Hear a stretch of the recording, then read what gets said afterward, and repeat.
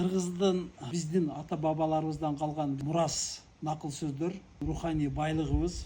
Руханий байлыкты накыл сөз казынасы деп Гулия Таджиева, Айсулуу Курманбековага мен аябай ыраазычылык билдирем. Айтсаң тилиң күйөт, айтпасаң дилиң күйөт деп.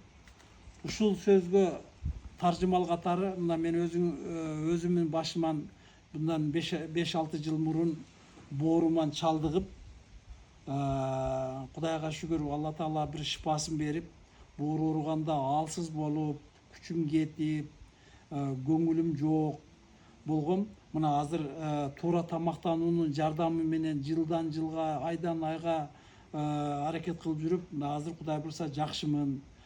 Чурка десе чуркаймын, көтөр десе көтөрөм, жарыш десе жарышам.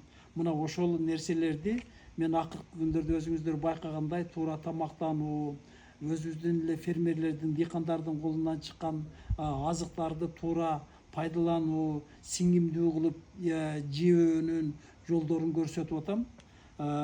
Кудай буйруса мына ушунун жардамы менен мына алуучулар 20 миңден ашып калды.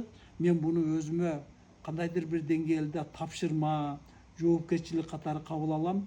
Мен сиздердин кызматыңыздарда дагы болууга толук аракет кылып, ушул багытты бузбай, көптөгөн сонун пайдалуу, мындай ден соолукка чындап таасир тие турган материалдарды, контенттерди даярдап берүүгө мен аракет кылайын буюрса.